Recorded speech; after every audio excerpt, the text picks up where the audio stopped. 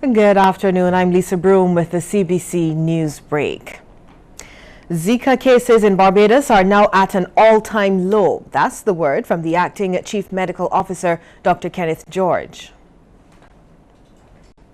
Mosquito index, which is a measure of we haven't had any cases reported of Zika within the last 3 to 4 weeks. So there has been not only a decrease in reporting of symptoms, but there have been known confirmed cases. So with those two, with reports of symptoms that are similar to how mosquito-borne diseases present, and without any reported cases, we have good evidence to suggest that the epidemic has waned. The revelation came in an interview with CBC News at the Ministry of Health's offices on Culloden Road. Since the Zika epidemic started in January 2016, there have been just 17 confirmed cases. However, Dr. George says the number of suspected cases is well above 380. He's advising Barbadians not to drop their guard, especially with the onset of the rainy season. Although our mosquito index, which is a measure of mosquito activity within the household, is currently low, there is a high chance that this index will increase and that persons will be more at risk. So therefore, now is the time to not let our guards down. In the wake of concerns about security at the nation's schools, education officials are reportedly considering placing closed-circuit television or CCTV cameras in schools.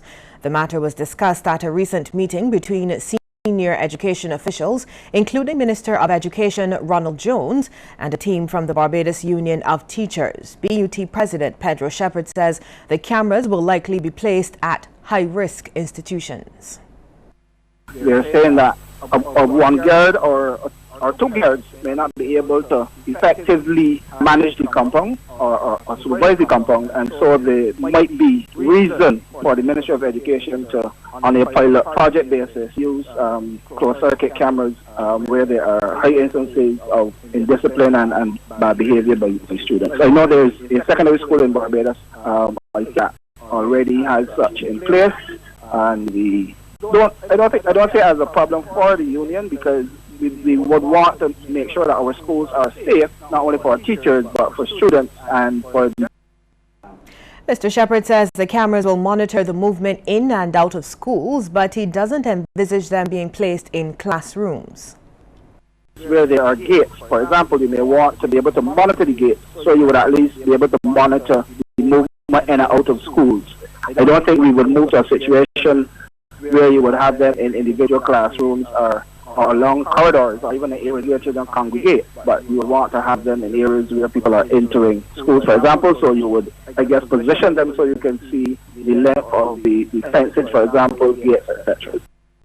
Tourism Minister Richard Seeley has been reacting to the scare earlier this month at the Grantley Adams International Airport, where a disruptive passenger was detained after making threats aboard an Air Canada flight inbound to Barbados. Mr. Seeley is assuring Barbadians and visitors that the airport is a very secure facility. Now, as for that event, he says all security protocols functioned well, but he believes there's room for improvement. This was a 65-year-old man who was diminutive. Obviously, flight attendants and a few passengers could restrain him. But clearly, if it was a genuine security situation with a group of people fresh from an ISIS training camp, I don't think the 6 flight attendants could restrain them.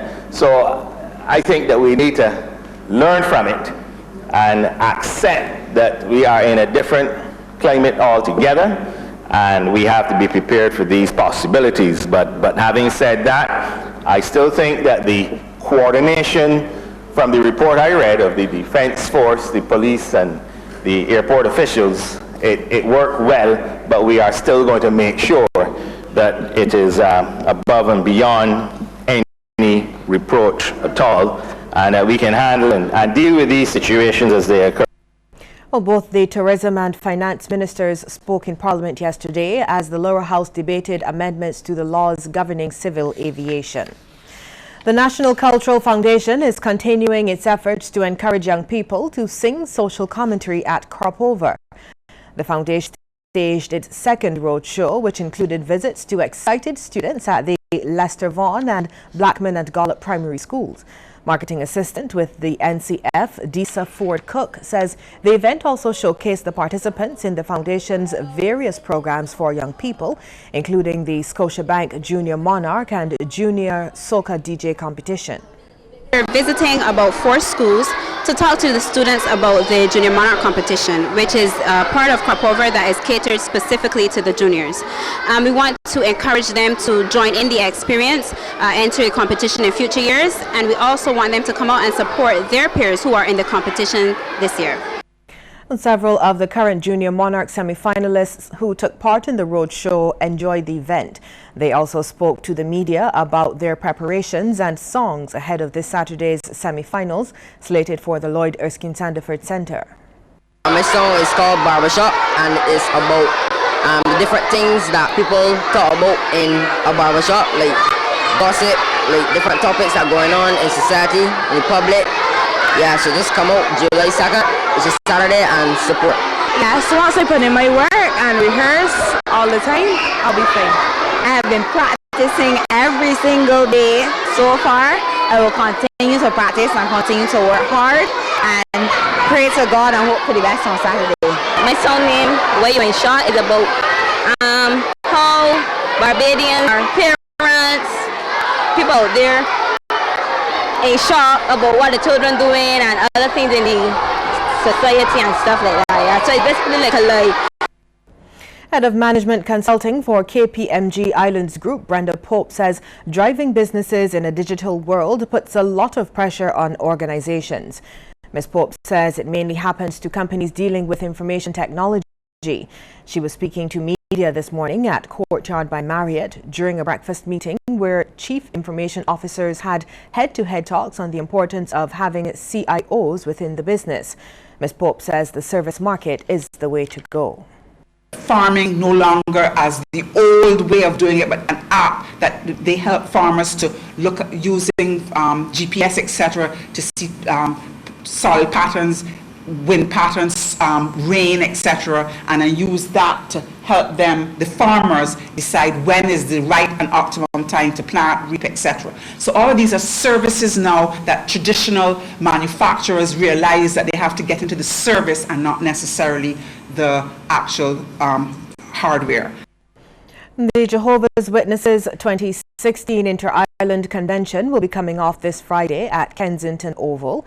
Media Service Overseer David Gill says they're expecting thousands of Barbadians to attend the 3-day convention.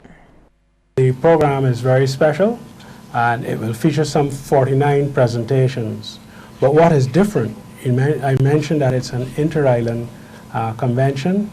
We're having close to 1,000 delegates from some 16 Caribbean islands come to join us here in Barbados. We have delegates coming from as far north as Anguilla and St. Martin to south as far as Grenada. And so it is promising to be a delightful program. Fellow Media Service Overseer Roger Holford spoke about the significance of this year's theme, Remain Loyal to Jehovah. This loyalty is at the genesis of the issues that we have in the world today. It started in the Garden of Eden, so it is very important for humans, especially persons who are endeavoring to be God-fearing, to appreciate that this is something that God actually looks at. He wants us to be loyal in all ways, not just in terms of our actions, in terms of our words, but also in terms even of our thoughts. And these are the points that are going to be really emphasized over the 3 days of the convention. So we think it is really going to be beneficial, and we are looking forward to as many persons from the public as joining us so that they too can benefit from the presentations. We'll have regional and international news next. Stay with us.